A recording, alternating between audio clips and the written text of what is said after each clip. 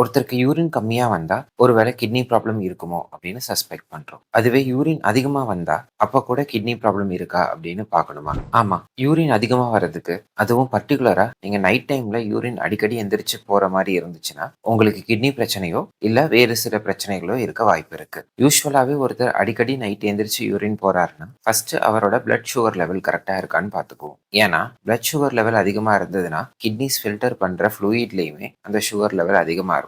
அதனால யூரின்ல சுகர் மாலிக்யூல்ஸோட சேர்த்தி வாட்டர் மாலிக்யூல்ஸும் நிறைய வெளியேறும். அதனால சுகர் கண்ட்ரோலா இல்லாத பேஷண்ட்டுக்கு நைட் அடிக்கடி யூரின் வரலாம். இப்ப அவருக்கு சுகர் நார்மலா இருந்ததுன்னா, அடுத்ததா அவரோட யூரினரி பிளாடர்லயோ இல்ல கிட்னிலயோ ஏதாவது ஒரு பிரச்சனை இருக்கா அப்படின்னு தான் பார்ப்போம். ஆனா கிட்னி பிரச்சனையானாதான் யூரின் ஒழுங்கா வராதே. அப்புறம் ஏன் அடிக்கடி யூரின் போறவருக்கு கிட்னி பிரச்சனை இருக்கா அப்படின்னு செக்அப் பண்றோம். அது ஏன் அப்படின்னு 2 different set of kidney disease பேஷண்ட்ஸை வச்சு பார்த்துடலாம். இப்போ ஒருத்தருக்கு கிட்னி டிசீஸ் அவரோட கிட்னியோட ஃபில்டர்ல ஆகிற டேமேஜால ஆச்சுன்னா, அவரால ஒழுங்கா பாடியில இருந்து எக்ஸஸ் வாட்டரை வெளியேற்ற முடியாது. ஸோ அந்த எக்ஸஸ் வாட்டர் அவரோட பாடியில அக்யூமுலேட் ஆக ஆரம்பிச்சிடும். நார்மலா டே டைம்ல அவங்க நடந்துட்டு இருக்கப்போ, உட்கார்ந்துகிட்டு இருக்கப்போ இந்த எக்ஸஸ் ஃப்ளூயிட் எல்லாம் பிரிடாமினண்டா கிராவிட்டி காரணமா கால் பகுதியில தான் ஸ்டோர் ஆயிருக்கும். அவங்க நைட்டு படுக்கிறப்போ அவங்க கால் பகுதியில ஸ்டோர் ஆயிருக்கிற எக்ஸஸ் ஃப்ளூயிட் ரத்த குழாய்கள் வழியா அவங்க ஹார்ட்டுக்கு போயிடும். அப்படி போற எக்ஸஸ் ஃப்ளூயிட ஹார்ட் பம்ப் பண்ணி பாடியில் உள்ள மற்ற ஆர்கன்ஸுக்கு எல்லாம் அனுப்பும். அப்போ கிட்னிக்குமே எக்ஸஸ் ஃப்ளூயிட் போகும்.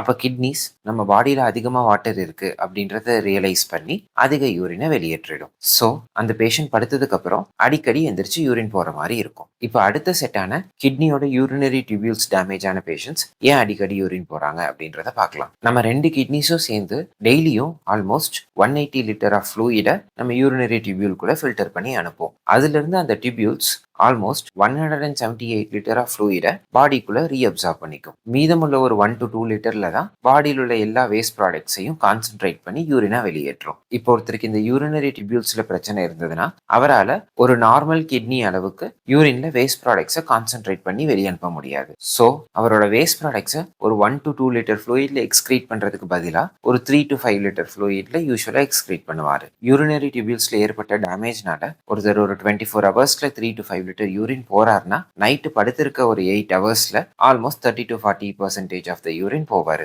ஸோ ஒரு 1.5 to 2 லிட்டர் ஆஃப் யூரினை அவர் நைட்டு தான் எக்ஸ்கிரீட் பண்ற மாதிரி இருக்கும். அவ்வளவு வால்யூம் ஆஃப் யூரின் எக்ஸ்கிரீட் பண்றதுக்காக அவர் நைட் அடிக்கடி எந்திரிச்சு யூரின் போற மாதிரி இருக்கும். ஸோ இந்த காரணங்களால தான் ஒருத்தர் நைட் அடிக்கடி எந்திரிச்சு யூரின் போறாருன்னா அவருக்கு கிட்னி டிசீஸ் இருக்கா அப்படின்னு செக் பண்றோம்.